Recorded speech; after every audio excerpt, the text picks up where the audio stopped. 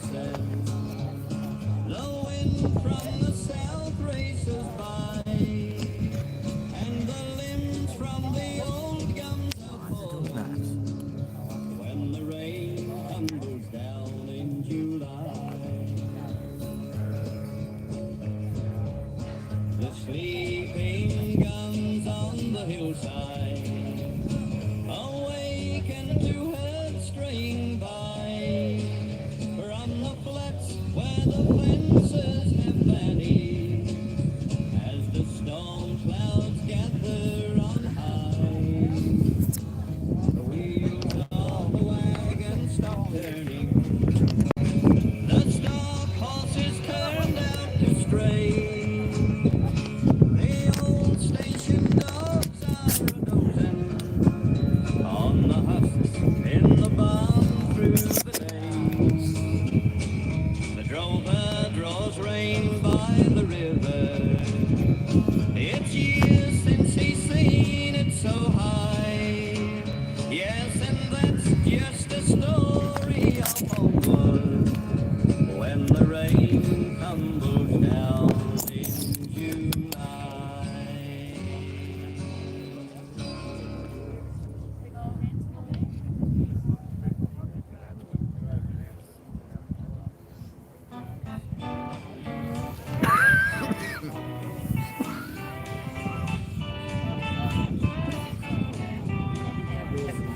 Well, I've walked a mile or two in my lifetime, and I've traveled down some muddy tracks and dry.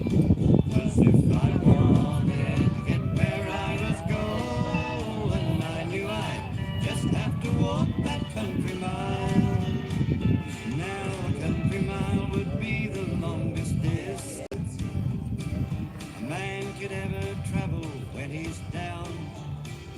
And you curse the never-ending road before you when you think you'll never make it into town. But you meet a friend or two along the highway, and you learn a lot you never knew before. And if the journey takes a lifetime when you thought a year or two, well, you just don't give up easy anymore. And I've walked a mile or two in my lifetime, and I've traveled down some muddy tracks and dry.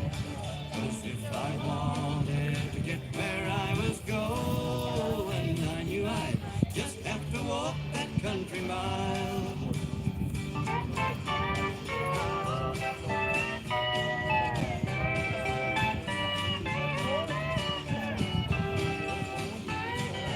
Walking that long mile has shown me changes in the people and the land. But I'll bet the road to Marble Bar's no better than when I drove with trucks and caravans. And the country bloke is still the same old battler, no matter what the place he's working in. And although I've covered many miles, I still can't wait to see what the next country mile will bring.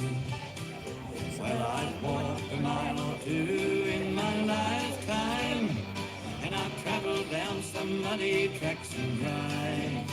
'Cause if I wanted to get where I was going, I knew I'd just have to walk that country mile. Yes, I knew I'd have to walk that country mile.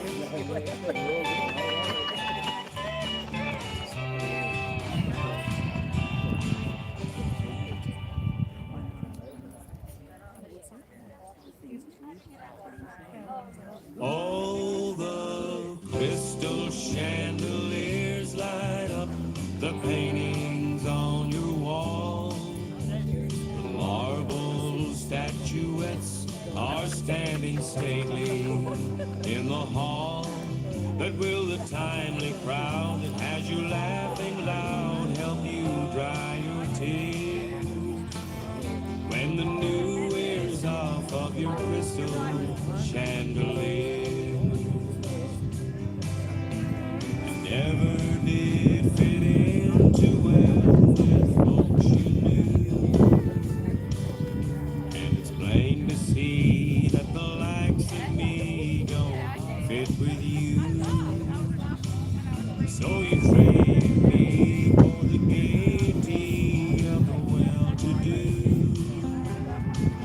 and you turned away from the love I offered you. Oh, yeah. It's a long straight road and the engine is deep.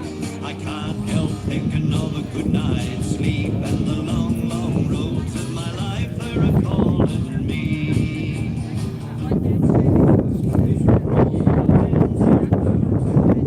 My eyes feel sad from the way they feel, and the lights coming over the hill are a blinding me. It's a long, tough haul from way down south. A man's gotta find a little bread for his mouth, and a home for a girl as sweet as my honey can be. So it's down through the gears, she's a starting to pull. The gauge on the tank is a showing near full, and the lights coming over the hill are a blinding me.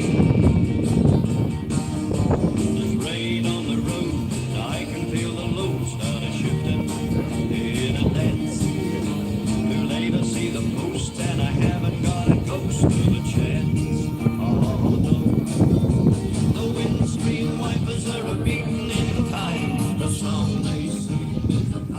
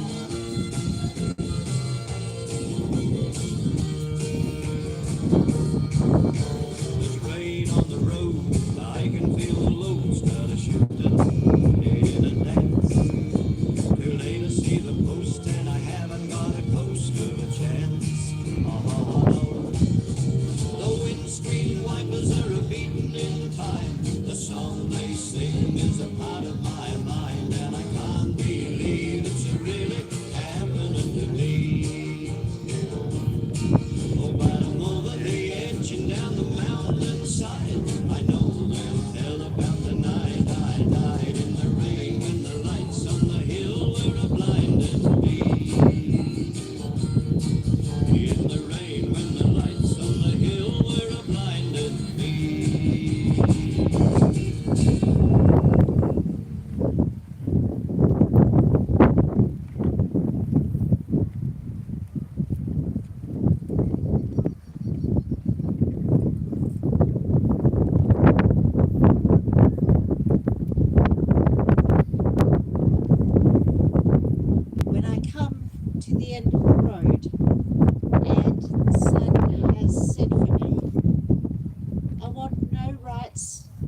gloom-filled room, white cry, soul set free. Miss me a little, but not for long, and not with your head bowed low. Remember the love that once we shared. Miss me, but let me go. For this is a journey we all must take, and each must go alone. It's all part of the master plan, a step on the road to home. When you are lonely and sick at heart, go to the friends we knew. Laugh at all the things we used to do. Miss me, but let me go. Ladies and gentlemen, we've come together this morning in remembrance of a special person in our lives. Royson Albert Cox, Pop as he was known to everyone, a man who loved the great outdoors, loving the solitude he derived from camping and fishing, a talented man who loved working with wood. He loved having a laugh, but most of all, he loved his family deeply and derived great joy from them. On behalf of Pop's loving wife and soulmate, Joylyn, children Malcolm, deceased, who's very, very close to us this morning, and his wife Tammy, and Sharon and her husband Shane, his grandchildren Danielle, Jason, Georgia, Logan, Caden, Alana, Natasha, and Jade, and all of his great and great grandchildren. I welcome you all, and I thank you for being here with them today to celebrate his life and to say goodbye to him in a loving and meaningful way. After the service this morning, the family warmly invite you all to join them at the Calder Hall for refreshments and to share your memories of Pop and remember the good times. Pop was the type of man who would not want to be the centre of attention. He'd want little fuss and few tears. But his death does unite us all. You are all gathered here this morning because you share one thing in common. Your lives have been touched by the good fortune of having known Pop. Today, we stop the rush of our life, pause for a little while, and reflect. This service has many purposes. Of course, it's for the reverent farewell of a husband, father, son, brother, Pop, and friend. But it also recognises the value of his life and confirms that life has ended. It also helps all those remaining to face the reality of his passing. Although we feel sadness, it is important to remember the good times and know that grief is a natural emotion when we lose someone. And ultimately, remembering the good times will bring the smiles back again. When we think about it, none of us have very long on this earth. Life is fleeting. Pop's 79 years, although pained through rheumatoid arthritis for such a long time, those years were lived with a calmness of spirit and a determination that allowed him to carry on and live the best life that he could. 3 of his grandchildren, Alana, Natasha, and Jade, have written the story of Pop's life and will present it to us now. Thank you, girls.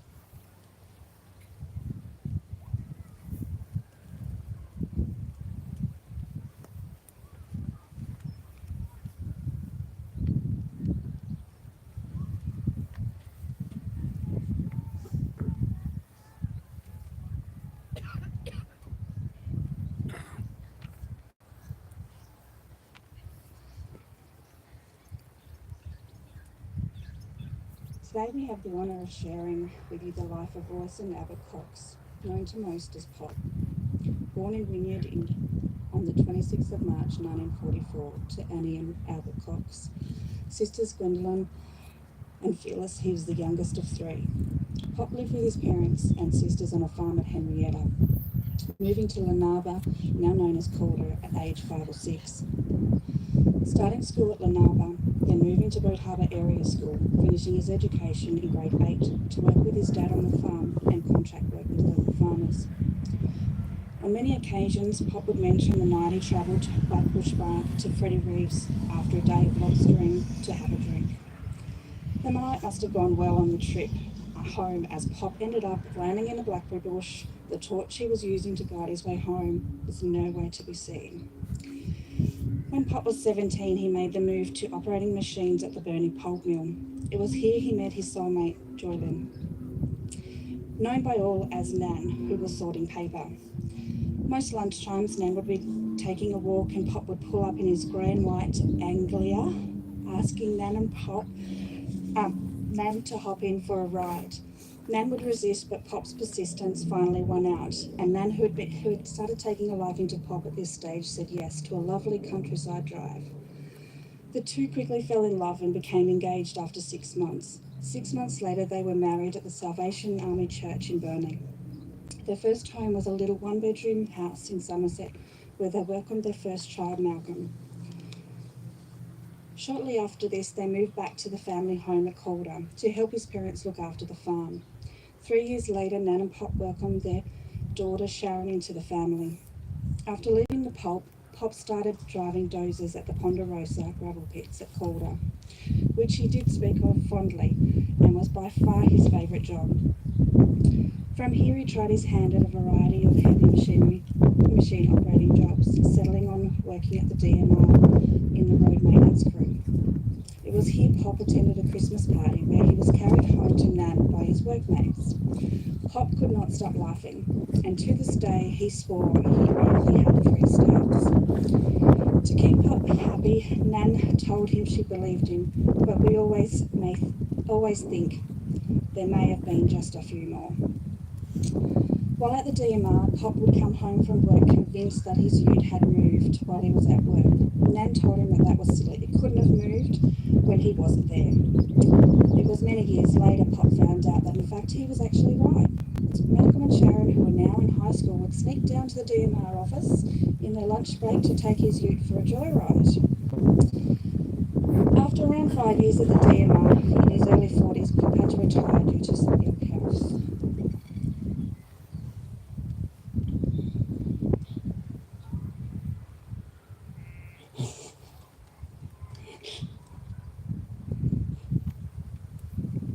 Around this time, Pop was overjoyed that his first grandchildren, Elena, was born.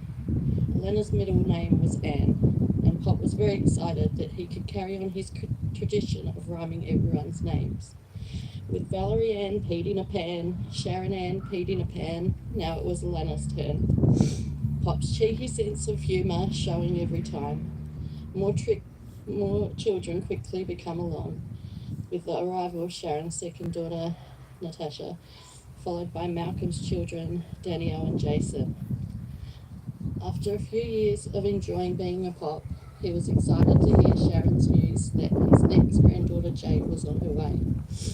Just as he thought there were no more grandchildren, he was surprised with the arrival of Malcolm's 3 youngest children, Georgia, Logan and Caden, making 8 grandchildren in total.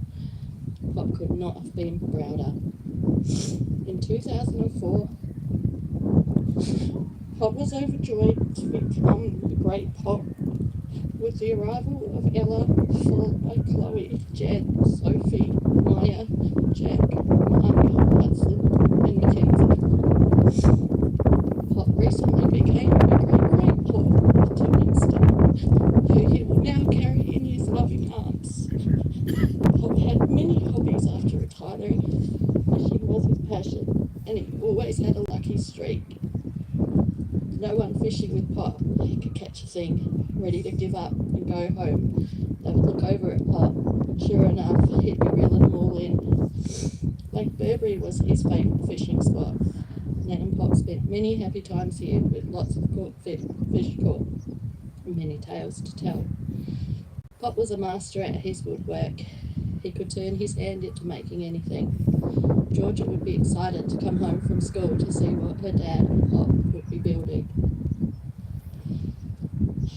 Nan and Pop spent 16 years selling their woodwork creations at the Pima Market, with Pop building and then painting beautiful country scenes. Everyone would know of Pop's infamous veggie bins and bread boxes that became the household must-have. Pop also got joy out of his old-time dancing. He loved taking Nan and the grandchildren to the ballroom dancings on Friday night, but as soon as that ended, he would be in a rush to the car to release that top neck button which he ate had been done up. Pop loved travelling along the coast, particularly to the west coast, with Malcolm to keep him company whilst Malcolm travelled for work. Passing of Malcolm left a hole in Pop's heart, and it gives us great peace knowing they're now reunited. There's a story of when Pop and Nan went to Cairns with Malcolm and Tammy to visit their grandchildren Danielle and Jason.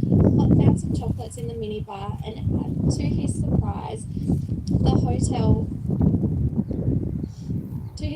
every day the hotel would restock the chocolates. So each morning, Pop would take them from the minibar to give to the grandchildren. It wasn't until checkout that Pop realised they weren't free at all. At heart, Pop was still a farmer. Whenever he had the opportunity, he would be back on the farm working with the local farmers, helping bale their hay. After finishing many Christmas dinners, Pop would rush off to help with the baling and not returning until the job was done. Even when Pop was in his 70s, he helped Sharon with the hay baling. If Sharon gave Pop a call to ask for his farming advice, Pop would always be happy to share his years of wisdom. One of Sharon's treasured memories was working together to give the old Fergie 135 a facelift. Countless hours were spent together working on a passion they both shared. Pop had a great sense of humour, making up funny nicknames for the family. We had Joy Bells, Tasha Doodles, Sadie the Cleaning Lady, Georgie Porgy, Puddin' and Pie, Mr. Cricket, Sophie Joy, Should Have Been a Boy, and There's a Mum, just to name a few. We will always remember Pop's great words of wisdom. If you're having a shower, don't get wet. Eat up your tea so you get your hands on your chest, and going to see Auntie, which we all knew was a trip to the toilet. We could stay here all day with stories about our Pop. He was a man that had struggled with arthritis and other illnesses throughout most of his adult life, but with a strong will and stubborn streak, he fought hard and he never let it stop living him his best life that he could. He was a husband, a father, a Pop, and a friend, with a cheeky smile and sense of humour that made us all laugh. I'm sure the phrase, "pull my finger," was one of Poppy Father's favourites. In Pop's last days, he made sure to tell us he would be looking out for us however he could, because that's Pop, a man who loved and adored his family, and we will always love him. Fly high, Pop, and catch those fish. He'll be sadly missed by Pop.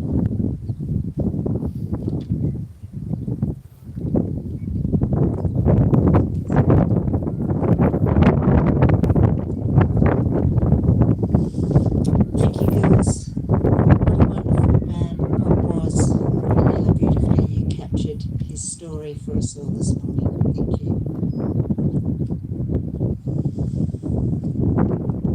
Maybe Pop would say to us, "When I have gone, cry for me a little. Think of me sometimes, but not too much. Think of me now and again as I was in life. At some moments it's pleasant to recall, but not for long. Leave me in peace, and while you live, let your thoughts be with the living."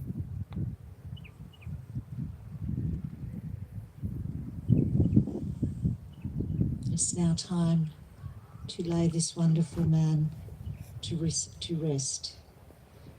A dearly loved husband, respected father, cherished Pop, and loved friend to many. Pop, may your love be reflected in all who knew you, and may you continue to live on through the lives of those you leave behind. Your legacy is the beautiful family you created and the love you shared. And so, into the freedom of wind and sunshine, we let you go. Into the dance of the moon and planets, we let you go. Into the wind's breath and the hands of the star maker, we let you go.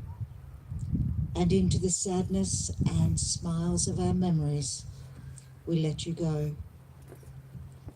Go safely, go with love in your heart, and may you forever be at peace. Pop, The many people whose lives you have touched will remember you with deep affection and warmth. The story of your life is ended, but the part you played in theirs continues to affect the people you cared about. May your love be reflected in your children's faces and your smile in your grandchildren's laughter. Now, in sorrow but without fear, we commit the body of Royson Albert Cox, Pop, to the elements and ultimately to Mother Earth, from which all life comes and to which in the end all life returns. Earth to earth, ashes to ashes, dust to dust. Grateful for the life that has been lived and for all that life meant to us, may we resolve that while we live, we will strive with all our might to make our living of real worth. We are glad that he lived. We are glad that he was part of our life. We cherish the memories we have of him, and we know he will never be forgotten. Pop, your life we honour, your departure we accept, your memory we cherish. And although there is sadness today as we say goodbye, there is gratitude for your life. We are truly grateful for the privilege of having shared life with you. But rest now at the end of your days. Rest in the hearts and minds of all those who loved you. And so, our love shall leave you in peace. And with respect, we bid you a fond farewell. I invite you now to come forward to place your flowers of rose petals and to say your quiet goodbyes to Pop.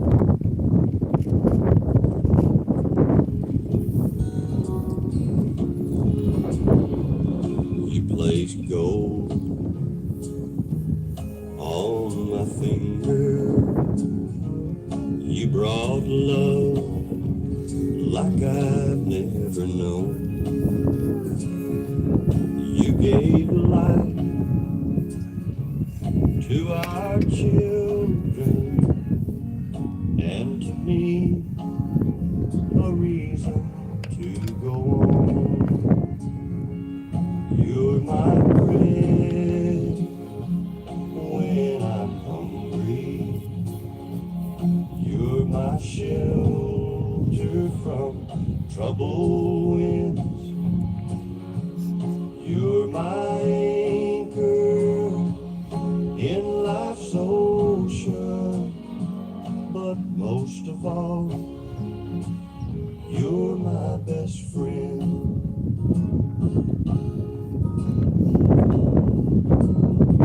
When I need hope and inspiration, you're always strong. When I'm tired and weak, I could search this whole world over, you'd still be everything that I need. You're my bread when I'm hungry. You're my shelter from troubled winds. You're my anchor in life's ocean, but most of all, you're my best friend. You're my bread when I'm hungry. You're my shelter from troubled winds. You're my anchor in life's ocean, but most of all, you're my best friend.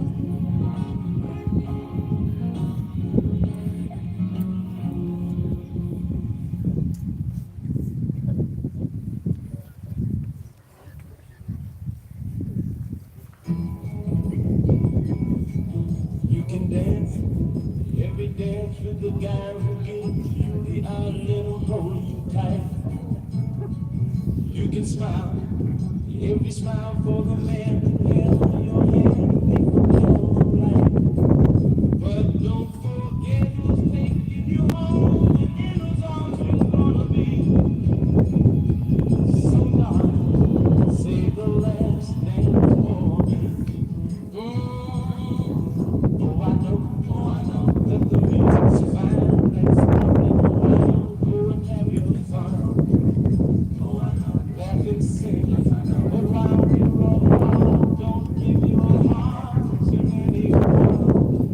But don't forget who's taking you home, and you so darling, say the last dance for me. Oh, I love you so. Can't you feel it when we touch? I will never, never let you go. I love you oh so much. You can dance, you can dance, go and carry on till the night is gone and it's time to go. If he asks, if you're all alone, can he take you home? You must tell him no. 'Cause don't forget who's taking you home, and in whose arms you're gonna be. So darling, say the last dance for me.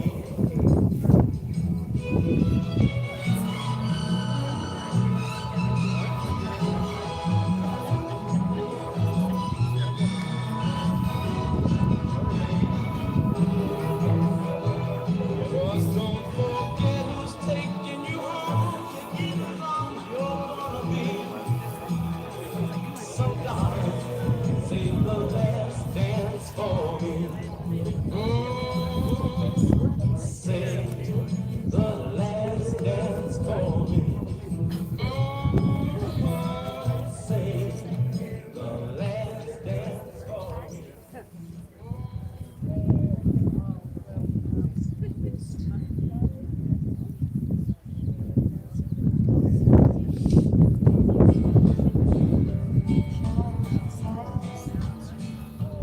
May the road rise up to me. May the wind be always at your back. May the sun shine warm upon your face, and the rain fall sound upon your face. And until we meet again, may God hold you safe in the palm of his hand. May the hills come down to greet you. May the rocks give shelter in the storm. May the dust be soft beneath your feet, and the clouds give rest before the dawn. And until we meet again, may God hold you safe in the palm of his hand. In the palm of his hand. In the palm of his hand. In the palm of his hand. Safe in the palm of his hand.